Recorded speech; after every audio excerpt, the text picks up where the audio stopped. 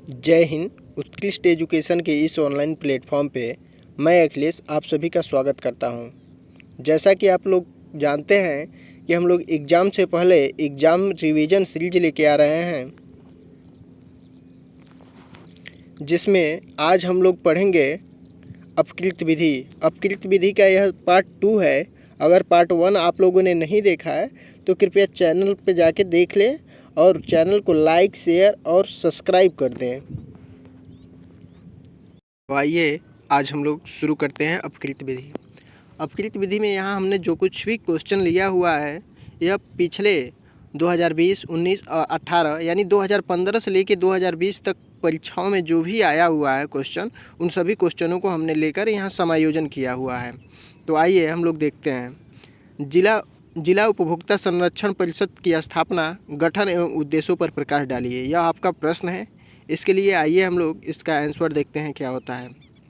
उपभोक्ता संरक्षण अधिनियम 2019 की धारा 8 एवं 9 में जिला उपभोक्ता संरक्षण परिषद की स्थापना, गठन एवं उद्देश्यों के बारे में प्रावधान किया गया है।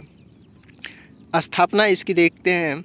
जिला उपभोक्ता संरक्षण परिषद की स्थापना राज्य सरकार द्वारा शासकीय राजपत्र में अधिसूचना जारी करके हुई।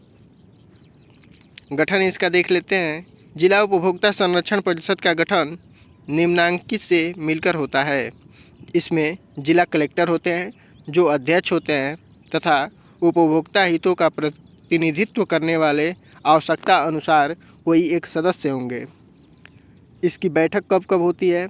जिला उपभोक्ता संरक्षण परिषद की बैठक आवश्यकता अनुसार आयोजित की जाएगी, लेकिन वर्ष में कम से कम 2 बैठक आयोजित किया जाना अनिवार्य है। बैठक का समय व स्थान जो इस उपभोक्ता संरक्षण परिषद का जो अध्यक्ष होगा वह करेगा। प्रक्रिया इसकी देखते हैं क्या होता है। उपभोक्ता संरक्षण परिषद के कारोबार की प्रक्रिया वह होगी जो विहित की जाएगी। यह धारा 8 में बताया गया है। इसका उद्देश्य, जिला उपभोक्ता संरक्षण परिषद की स्थापना करने का उद्देश्य क्या रहा है, इसको देखते हैं। जिला उपभोक्ता संरक्षण परिषद के उद्देश्य वही हैं जो केंद्रीय उपभोक्ता संरक्षण एवं राज्य उपभोक्ता संरक्षण परिषद की है। जिला उपभोक्ता संरक्षण परिषदों का मुख्य उद्देश्य निम्नलिखित के बारे में परामर्श देता है: उपभोक्ता अधिकारों का संवर्धन एवं उपभोक्ता अधिकारों का संरक्षण। यही दोनों इसका उद्देश्य है। नेक्स्ट प्रश्न है हम लोग का, उपभोक्ता संरक्षण अधिनियम 2019 की मुख्य विशेषताओं से आप क्या समझते हैं? तो आइए उपभोक्ता संरक्षण अधिनियम 2019 की विशेषता को देख लेते हैं। उपभोक्ता संरक्षण अधिनियम 2019 एक हितकारी विधान है। इसका मुख्य उद्देश्य उपभोक्ता के हितों का बेहतर संरक्षण करना है। इसकी मुख्य विशेषता निम्न प्रकार से है। आइए यहाँ पे इसकी विशेषता को देखते हैं। इस अधिनियम में कुल 107 धाराएं हैं। पिछले अधिनियम में मात्र 31 धाराएं थीं। इस प्रकार यह अधिनियम विस्तृत व विषय को स्पष्ट करने वाला विधान है। अब देखते हैं, यह अधिनियम सभी प्रकार की वस्तुओं अर्थात मालों एवं सेवाओं पर लागू होता है। इसका विस्तार संपूर्ण भारत में है। यह अधिनियम धारा 2 में 47 शब्दों की परिभाषाओं दी गई है। यह अधिनियम का व्याख्यात्मक खंड है। अधिनियम के अध्याय 2 में विभिन्न परिषदों की स्थापना का उल्लेख किया गया है तथा केंद्रीय उपभोक्ता संरक्षण, राज्य उपभोक्ता संरक्षण एवं जिला उपभोक्ता संरक्षण की गठन के बारे में बताया गया है। अध्याय 3 में केंद्रीय उपभोक्ता संरक्षण प्राधिकरण की स्थापना का प्रावधान किया गया है, जो एक नई व्यवस्था है। उपभोक्ता हितों के संरक्षण के लिए धारा 6 के अंतर्गत प्रथम बार जिला कलेक्टर को कुछ शक्तियाँ प्रदान की गई है। इस अधिनियम की सर्वाधिक महत्वपूर्ण विशेषता उपभोक्ता विवाद प्रतिशोध आयोग की स्थापना है। अब जिला मंच के स्थान पर जिला आयोग बना दिया गया है। इस अधिनियम के अनुसार जिला उपभोक्ता विवाद प्रतिशोध आयोग की आर्थिक अधिकारिता 20 लाख से बढ़ाकर 1 करोड़ रुपये कर दी गई है। नेक्स्ट प्रश्न है हम लोग का, उपभोक्ता संरक्षण अधिनियम 2019 के उद्देश्यों पर प्रकाश डालिए। तो आइए उपभोक्ता संरक्षण अधिनियम 2019 के उद्देश्य को देखते हैं। इसका उद्देश्य क्या है? देश का प्रत्येक व्यक्ति उपभोक्ता है। वह अपनी आवश्यकता की वस्तुएं बाजार से क्रय करता है। हर उपभोक्ता चाहता है कि उसे उसकी आवश्यकता की वस्तु सही कीमत पर मिले। यह सब विक्रेता पर निर्भर करता है। एक समय था जब उपभोक्ता को संप्रभु माना जाता था।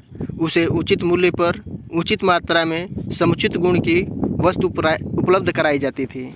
एडम स्मिथ के अनुसार बाजार की उपभोक्ताओं के सर्वोत्तम हितों का गारंटर समझा जाता था। धीरे धीरे समय बदला, बाजार में उपभोक्ताओं के हितों की उपेक्षा की जाने लगी।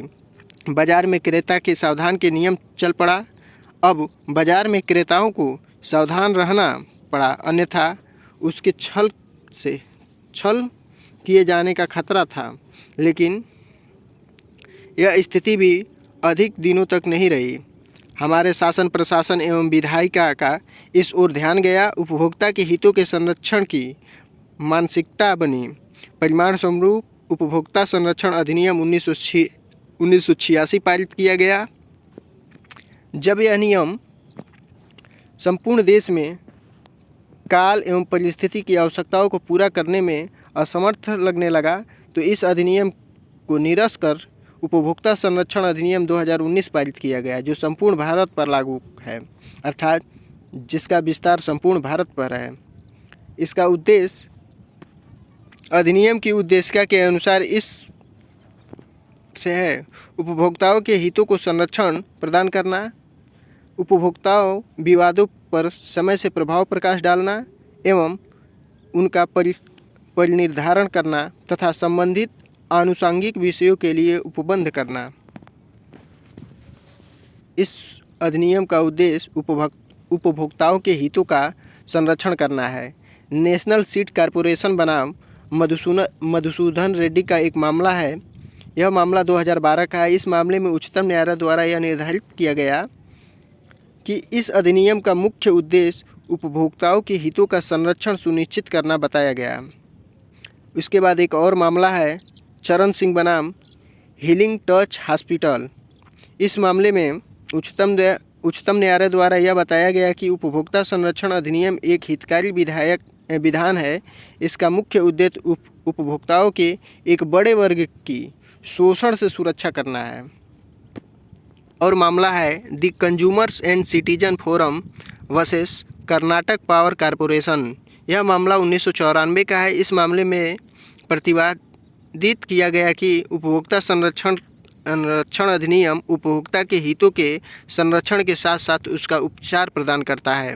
नेक्स्ट प्रश्न है हम लोग का, टक्कर मारकर भागने संबंधी मोटर दुर्घटनाओं के मामले में प्रतिकर के विशेष उपबंध की विवेचना कीजिए। मोटरयान अधिनियम 1988 की धारा 161 में टक्कर मारकर भागने संबंधी दुर्घटनाओं के मामले में प्रतिकर देने संबंधी विशेष प्रावधान किए गए हैं। हिट एंड रन मोटरयान दुर्घटना में प्रतिकर के विशेष उपबंध धारा 161 में किया गया है। तत्मय प्रवृत्ति किसी अन्य विधि या विधि का बल रखने वाली किसी लिखित में अंतर्विशिष्ट किसी बात के होते हुए भी केंद्र सरकार इस अधिनियम को उपधारा 3 के उपबंधों के अधीन बनाई गई किसी स्कीम के उपबंधों के अनुसार हिट एंड रन मोटरयान दुर्घटना परिणाम स्वरूप व्यक्ति की मृत्यु या उसको घोर उपाहति की बाबत प्रतिकर के संदाय के लिए उपबंध करेगी। इसके अधीन इस अधिनियम के उपबंधों और उपधारा 3 के अधीन बनाई गई स्कीम के अधीन रहते हुए प्रतिकर संदाय किया जाएगा। हिट एंड रन मोटरयान दुर्घटना के परिणाम स्वरूप किसी व्यक्ति की मृत्यु की बाबत 2 लाख रुपये की नियत राशि या कोई उच्च राशि जैसा केंद्र सरकार द्वारा विहित किया जाए, और हिट एंड रन दुर्घटना परिणाम स्वरूप किसी व्यक्ति को घोर उपाहति बाबत 50,000 रुपये की नियत राशि या कोई उपचार राशि जैसा केंद्र सरकार द्वारा विहित की जाए। केंद्र सरकार राजपत्र में अधिसूचना द्वारा एक स्कीम ऐसी रीति विनिष्ट करते हुए जिसमें केंद्र सरकार या साधारण बीमा परिषद द्वारा स्कीम प्रकाशित किए जाएगी, प्रारूप रीति और समय जिसमें प्रतिकर के लिए आवेदन किया जा सकेगा, अधिकारी या प्रतिकारी जिसको ऐसे आवेदन किए जा सकते हैं, ऐसे अधिकारियों या प्राधिकारियों द्वारा ऐसे आवेदनों पर विचार करने और आदेश पारित करने के लिए अनुसरण की जाने वाली प्रक्रिया और स्कीम के प्रशासन और इस धारा के अधीन प्रतिकर के समुदाय से संबंधित या आनुषंगिक अन्य मामले में बना सकेंगे। 3 के अधीन बनाई गई स्कीम यह उपबंध कर सकेगी कि ऐसी किसी स्कीम के अधीन किसी दावाकर्ता को अंतिम अनुतोष के रूप में ऐसी राशि का संदाय जो केंद्र सरकार द्वारा विहित की जाएगी और इसके किसी उपबंध का उल्लंघन करना ऐसी अवधि के कारावास से जो 2 वर्ष तक का हो सकेगा।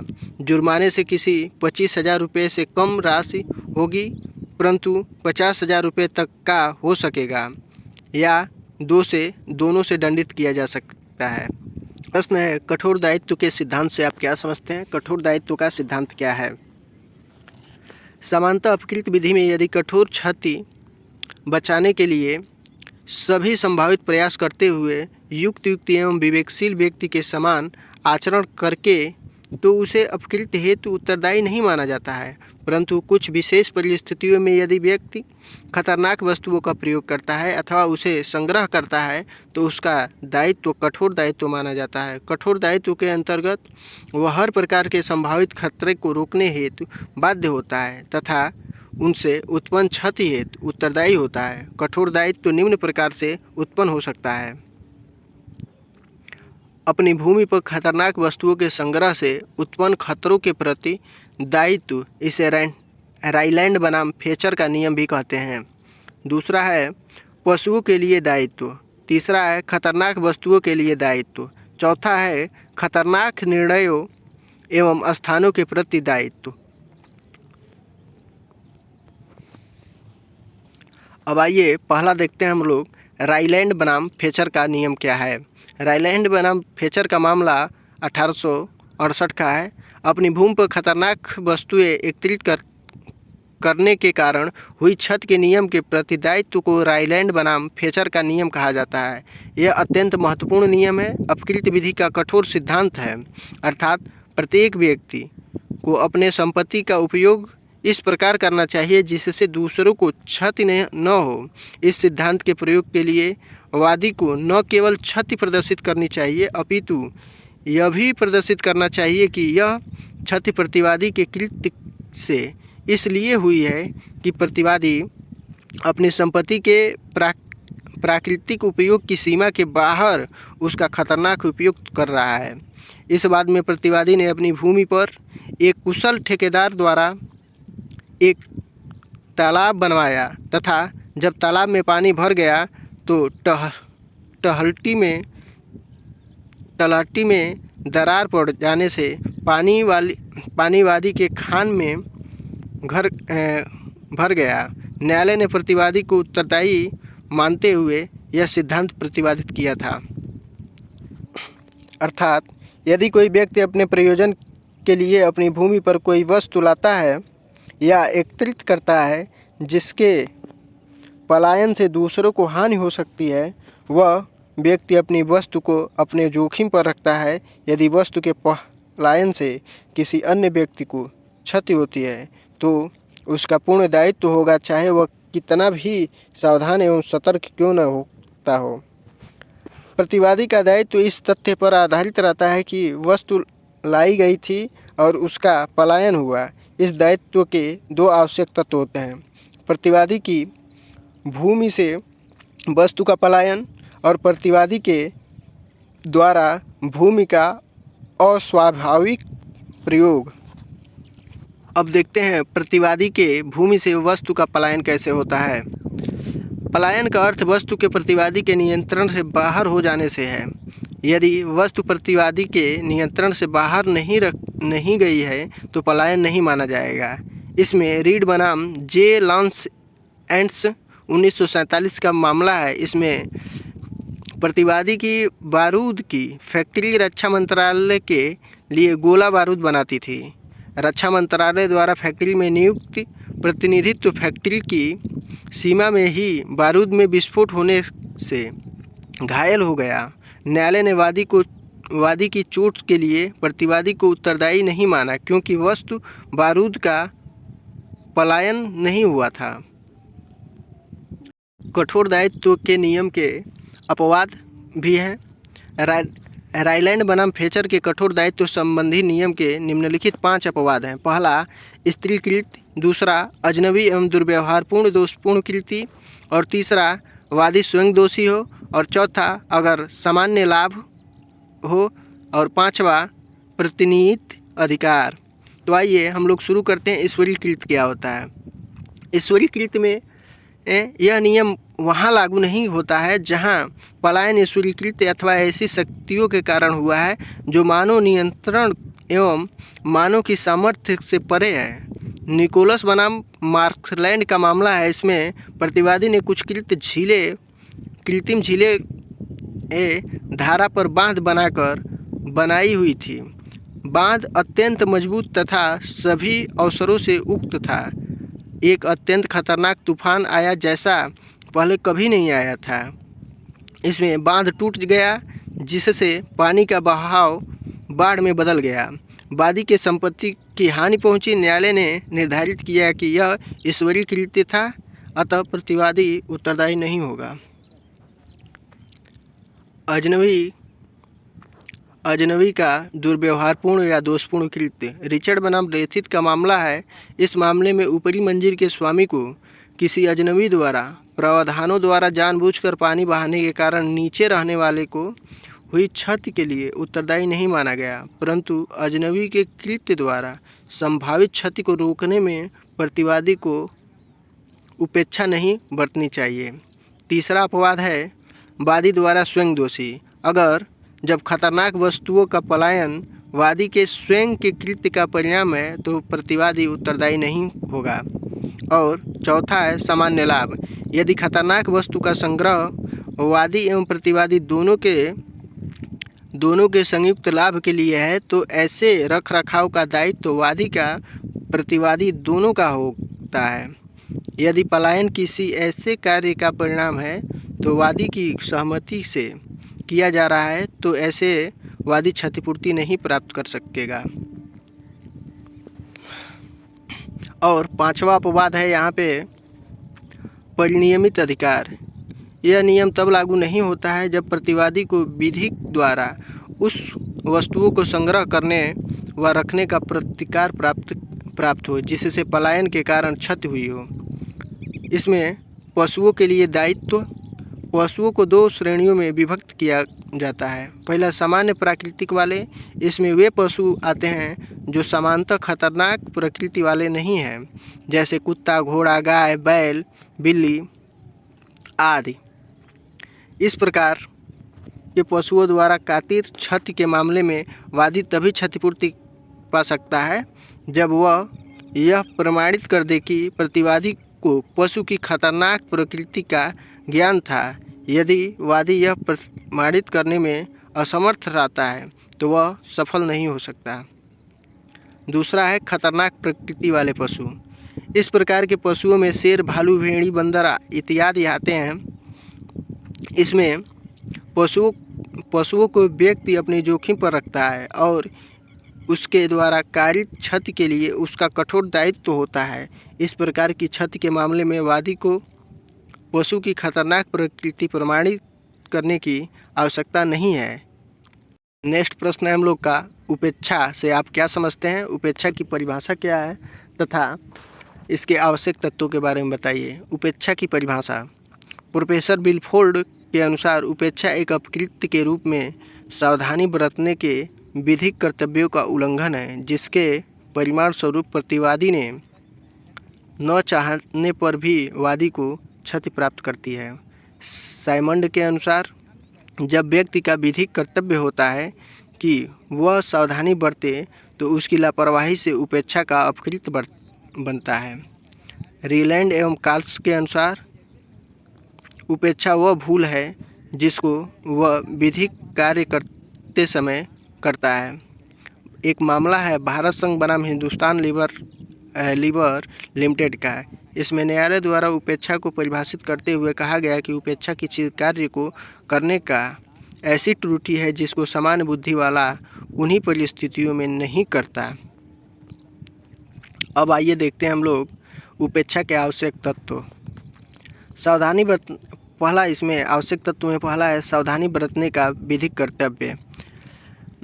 विधिवादी की कार्य संबंधी स्वतंत्रता पर नियंत्रण रखती है, जिससे वह एक विवेकपूर्ण और सावधानपूर्व व्यक्ति की तरह आचरण करे। ऐसा कर्तव्य है कि किसी व्यक्ति को अपने लिए अथवा न करने के लिए, जैसे कि सामान्य बुद्धि वाला समझता है, करने के लिए बाध्य करता है। एक मामला है Orissa road transport bus corporation limited बस एक उमाकांत सिंह का यह मामला है। इसमें यह मामला 1987 का है। इस मामले में उमा नामक एक वादी में सवारी बस के चालक ने समतल रेलवे क्रॉसिंग के द्वारा बंद होते समय बस को क्रॉसिंग में प्रवेश कराया। कतिपय यांत्रिक त्रुटि के कारण बस का इंजन बंद हो गया और पुनः चालू नहीं हुआ और बस के आती हुई रेलगाड़ी टक्कर मार दी। परिणामस्वरूप 2 बस यात्रियों की मृत्यु हो गई। उल्लेखनीय है कि बस में स्टॉपिंग दोष था और इस तथ्य से बस चालक अवगत था। बस चालक को उपेक्षा का दोषी पाया गया। एक और मामला है डिस्ट्रिक्ट हेल्थ ऑफिसर फिदारी धर्मपुरी बनाम साउथरी की। यह मामला मद्रास का है। इस मामले में स्वास्थ्यकर्मी कार्यकर्ता द्वारा विद्यालय के एक बालक को मल्टीविटामिन की गोली दी गई।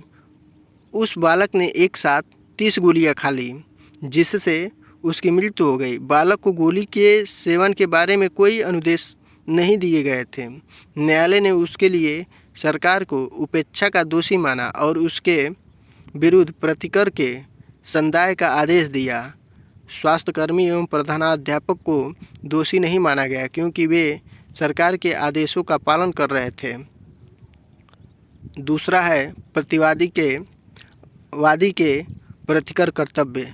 सावधानी बरतने का यह कर्तव्य वादी के प्रति होना चाहिए। प्रतिवादी का वादी के प्रति सावधानी बरतने का कर्तव्य किसी विशेष व्यवहार के प्रति होता है। नेक्स्ट है हम लोग का प्रतिनिधित्व दायित्व से आप क्या समझते हैं, इसकी परिभाषा दीजिए। तो आइए प्रतिनिधित्व दायित्व को हम लोग समझते हैं।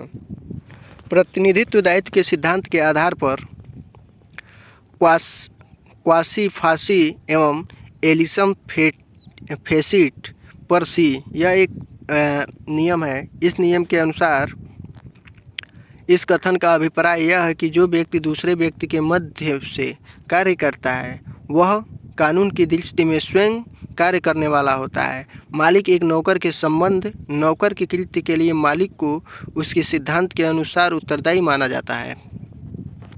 इस संबंध में एक मामला है इंपीरियल केमिकल इंडस्ट्री लिमिटेड बनाम सेटवे के बाद में निर्धारित किया गया कि प्रतिकर दायित्व के सिद्धांत का विकास सामाजिक सुविधा तथा रखे न्याय से हुआ।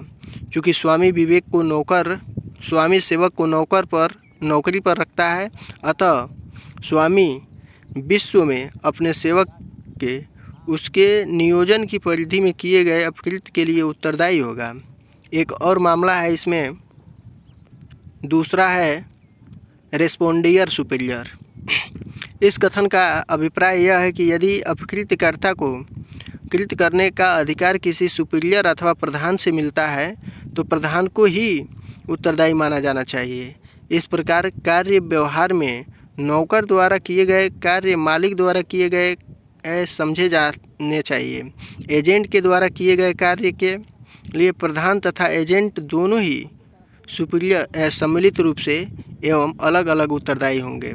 इस संबंध में एक मामला है बख्शी सिंह बनाम यूनियन ऑफ इंडिया। इसमें बाद में अब निर्धारित किया गया कि अपने सेवक के कार्यों के लिए स्वामी का उत्तरदायी होना इस सूत्र पर आधारित है कि प्रधान व्यक्ति ही दायी होता है।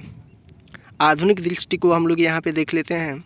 आधुनिक दृष्टिकोण में वर्तमान में प्रतिनिधित्व दायित्व का सिद्धांत उपयुक्त कथनों के साथ ही एक नवीन दृष्टिकोण पर आधारित है, जिसे लॉर्ड प्रिंस ने इंपीरियल केमिस्ट लिमिटेड बनाम स्टेट वेल के बाद में इस प्रकार व्यक्त किया कि प्रतिनिधित्व दायित्व का सिद्धांत किसी बहुत स्पष्ट एवं तर्कयुक्त विधि सिद्धांत से नहीं निकलता है, बल्कि सामाजिक सुविधा एवं सामान्य न्याय पर आधारित है।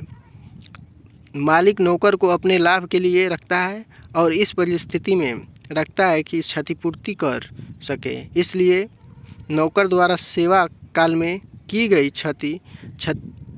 क्षतियों के लिए उसे उत्तरदायी ठहराना उचित है। अब देखते हैं राज्य का अपकृत के लिए दायित्व। राज्य के अपकृत्य संबंधी दायित्वों की विवेचना कीजिए। अपना उत्तर स्पष्ट करते हुए निर्णयवादी का उल्लेख कीजिए। राज्य का अपकृत्य के लिए उत्तरदायी। इंग्लैंड में पहले एक सिद्धांत प्रचलित था, राजा कभी गलत कार्य नहीं कर सकता। इसका अर्थ यह है कि राजा किसी को गलत कार्य करने की आज्ञा नहीं देता। यदि सेवक द्वारा उचित कार्य किया जाता है तो उसके गलत कार्य के लिए राजा जिम्मेदार नहीं हो सकता। ब्रिटिश संसद में एक अधिनियम सम्राट कार्यवाही अधिनियम 1947 पारित करके राजा की जिम्मेदारी एवं दायित्वों को साधारण व्यक्ति के बराबर कर दिया। अब सम्राट वाद प्रस्तुत कर सकता है एवं सम्राट के विरुद्ध वाद दायर किया जा सकता है। इस मामले में एक भारत में स्थिति क्या है इसको देख लेते हैं। भारत में यह सिद्धांत राजा कभी गलत कार्य नहीं करता प्रचलित नहीं है।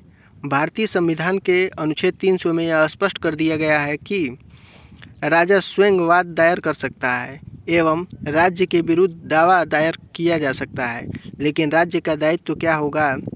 क्या राज्य के सेवकों के अपकृत्य के प्रति उत्तरदायी होगा या नहीं, इस संबंध में कोई स्पष्ट प्रावधान नहीं किया। दोस्तों, यह वीडियो आप लोगों को कैसा लगा कमेंट बॉक्स में अवश्य बताएं, ताकि इसके गुणवत्ता को और अधिक सुधारा जा सके। और चैनल को यदि आप लोगों ने सब्सक्राइब नहीं किया है तो प्लीज़ सब्सक्राइब कर लें और लाइक शेयर ज़रूर कर लें। धन्यवाद।